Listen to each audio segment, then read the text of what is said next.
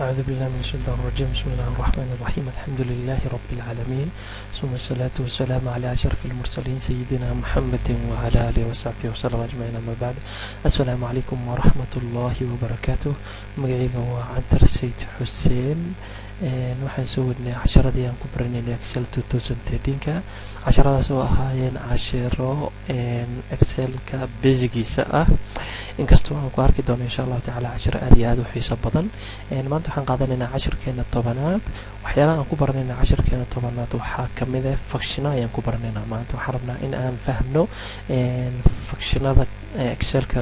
ku diyaarsan oo aan u baahanahay inaan isticmaalno, bacdama aan hore u sheegnay Excelka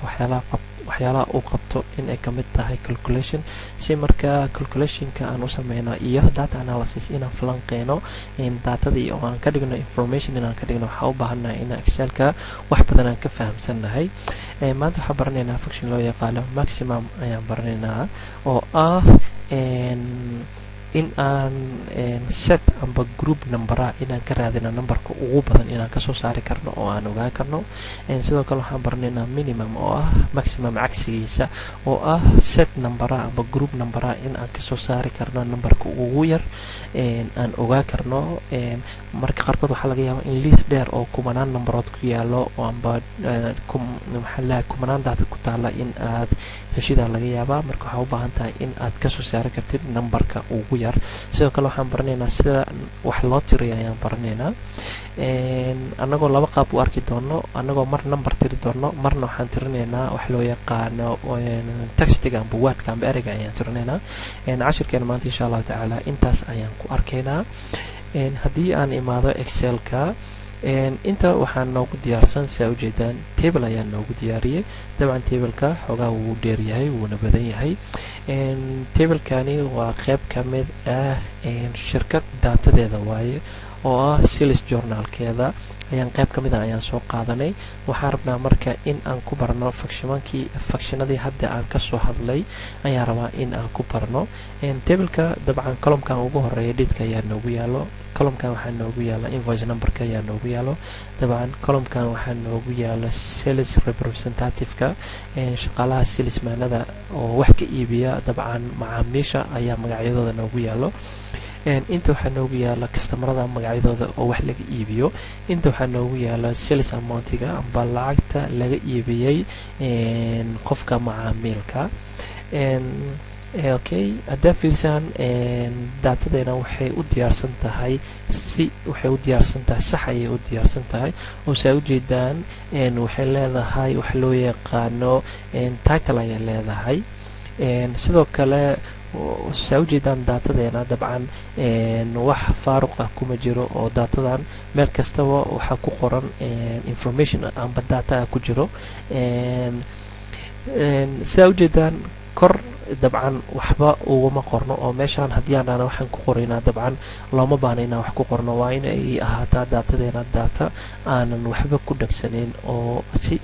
si wanaagsan aan ugu isticmaalno. dabcan markii aan data analysiskaan ka hadlayna ayaan si fiican usii sharaxi doonaa haddii ilaah yiraahdo. laakiin hadda waa inaa ogaataa data kasta waa inay leedahay wax loo yaqaano title, waa inay leedahay oo datadaas ay hoos tagayso. waxaan rabnaa marka ugu horeysa inaan isticmaalno wax loo yaqaano functionkeena ugu horeeya oo ah maximum, in aan meeshaan aan kasoo raadino dabcan iibka ugu weyn, highest sales wax loo yaqaana in accounting. waxaan rabnaa iibka ugu badan inaan soo saarno, aan dhahno iibka ugu badan meeqa ayuu ahaay bacdama aan wax iibinay bishan February. dabcan bishan February waxaa iibinay iibkeena noogu badnaay meeqa ayuu ahaay ayaan rabnaa inaan soo saarno. waxaan isticmaalaynaa functionka maximum ayaan isticmaalaynaa. saa hor kuugu sheegay formula kasta oo sel lagu qoraayo wuxuu ka bilaabanayaa equal sign ayuu ka bilaabanayaa. functionka magaciisa wuxuu noqonayaa max oo noqonayaa oo laga soo gaabiyo maximum. intaas markaa qor ayaan taabanayaa. wuxuu u baahan yahay in aan u sheego dabcan numberada amba set of numberska laga raadinayo numberka ugu weyn. wuxuu noqonayaa nambarada aan rabay in aan numberka ugu weyn ama ka raadiyo wuxuu noqonayaa saleska ayuu noqonayaa micno ahaan wuxuu noqonayaa inaan ka raadinayo highest sale amba saleka ugu badan okay waxaan isticmaalayaa muuskeyga ayaan isticmaalayaa oo waxaan imaanayaa dabcan numberka ugu horeeya oo sale la sameeyey ayaan click siinayaa okay waxaan rabaa marka in aan select gareeyo ilaa iyo qaybta ugu hooseyso dabcan muuska waa isticmaali karaa oo waan ku wadi karaa oo markaan click aan siiyo muuska saas anoo leftiga haya ayaan waxaan geenayaa ilaa hoos ayaan geenayaa markaan geeyo ayaan sii deynayaa okay muuska marka wuxuu leeyahay saa ogtihiin meel yaroo garaangar oo dhexda ku taalo garaangartaas ayaan wareejinayaa amba scroll barskan ayaan isticmaalayaa markii aan imaado formulada meesha aan ku qorayay ayaan waxaan xirayaa bisha ayaan xirayaa dabcan shift 0 ayaan taabanayaa si bisha u xiro enter ayaan taabanayaa oo waxaa ii soo baxayo markii aan functionka aan u diray aan dhahay double click haddaan siiyo waxaan dhahay functionka nambaradan oo dhan waxaa ka raadisaa nambarka ugu badan ka raadi ayaan dhahay dabcan nambarka ugu badan wuxuu noqday 987 ayuu noqday oo ah saleskan ah 987 waxyaalaha functionka uu ku fiican yahay waxaa waaye haddii datadii ay wax iska bedelaan waxaan u baahannahay functionka inuu automatically wax iskaga bedelo waana habka loo design gareeyay excelka waana sababta aan u isticmaalan excelka oo programmada kale uu ugu wanaagsan yahay sababtaas waa automatically haddii wax isbedel ku dhaco datadii waa in marka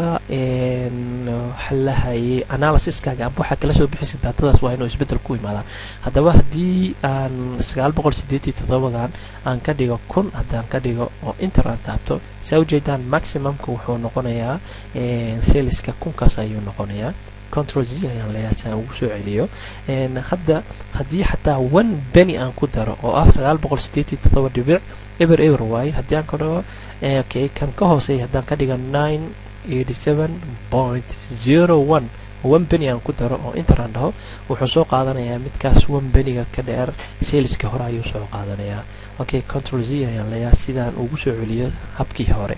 okay haddii aan rabo marka saleska ugu yar la iibiyey bishan February in aan ogaado waxaan isticmaalayaa minimum ayaan isticmaalaya equal ayaan taabanaya min ayaan taabanaya tab ayaan leeyahay waxaan u sheegayaa dabcan inta saleska meesha uu ku yaala ayaan u sheegayaa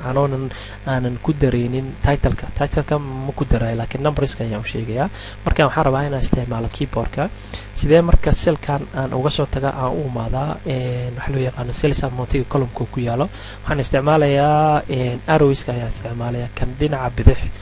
ayaan isticmaalayaa oo saa ogtiin keyboardka waxaa ku yaala 4 arrow ayaa ku yaala mid kor u jeedo mid hoos u jeedo mid dhinaca midigta u jeedo kan dhinaca bidixda ayaan taabanayaa okay kor ayaan hal mar taabanayaa okay sidee marka ilaa iyo numberka ugu dambeeya ayaan usoo select garay karaa dabcan 10 hore ayaan kusoo baranay waxaan isticmaalayaa control shift down arrow ayaan isticmaalayaa markaan isticmaalo waxaan soo highlight gareeyay dhammaan numberski sidee marka formuladii kor iigu qorneed aan u aadaa waxaa ku aadi kartaa control backspace ayaa taabanaysaa waxaa imaanaysaa meeshii formulada kuugu qorneed okay bisha ayaa xiraysaa shift 0 adoo taabanayo enter ayaa leedahay dabcan numberka ugu yarna wuxuu noqonayaa 17.6 ayuu noqonayaa saleskaas la iibiyey bishan February kaas ayaa ugu yar waxa ugu yar oo aan iibino waxay ahayd alaab noogu fadhido $17 iyo 60 senti haddii aan rabo marka in aan ogaado imise transaction ayaa dhacday amba imise sale ayaan sameeyey bishan February waa inaan isticmaalaa functionkaas waxaa loo yaqaanaa count waxayaan tirinayaa countigan hore marka waxaan u isticmaalaynaa inaan nambarada aan ku tirno oo saleska haddaan rabno waan ku tiri karnaa haddaan rabno datekaan ku tiri karnaa haddaan rabnona invoiceka ayaan ku tiri karnaa markaan invoiceka aan ku tirino okay waxaan leenahay count ayaan leeyahay tab ayaan taabanayaa numberka ugu horeeya ayaan ku dhifanaya oo invoiceka uu ka bilaabanayo okay control shift down arrow ayaan taabanaya control backspace ayaan taabanaya si aan kor u imaado okay waxaan xirayaa bisha enter ayaan leeyahay 28 transaction amba 28 bono ayaan jaray amba 28 iib oo kala duwan ayaan sameeyey okay bishan February sidaas ayay noqonaysaa markii aan ku sameynayno interpretation markaan ku sameynayno amba aan fasirayno okay count waa nooc kamid ah countiga waaye laakiin waxa uu tiriyaa number ma tiriyo dabcan wuxuu tirinayaa magacyada ayuu tirinayaa amba xarfaha ayuu tirinayaa amba godadka bannaan ayuu tirinayaa labadaas hab waa loo isticmaali karaa haddii aan dhahno county aan isticmaalno instead of county inta isticmaalnayn county haddaan isticmaalno tab ayaan taabanaya dabcan magacyadan aan rabaa inaan ku tiriyo control shift down arrow ayaan taabanaya control backspace ayaan taabanaya bisha ayaan xiraya inter ayaan leeyahay saa ujeedaan asagana wuxuu noo tiriyey dadkan wax ka iibiya dadka macaamiisha dabcan waana inta transaction oo dhacday ayuu noqonayaa oo bacdamaa dadkan wax iibsaday oo aanan transactionkooda uusan dhici karin ilaa qof uu wax ka iibiyo oo self representative-ka waa inuu jiraa meesha sidaas ayay noqonaysaa I hope cashirkeena inuu ahay mid aad u xiiso badan cashirkeena maanta intaas ayaan ku soo gabagabeynaynaa intii aan ku kulmi doona cashir lamida waxaan idinkaga tegayaa sidaas iyo nabadgelyo subxaanaka allahuma bixamdika ashhadu an laa ilaah ilaa anta astaghfiruka waatuubu ilayk wassalaamu calaykum waraxmat ullaahi wabarakaatuh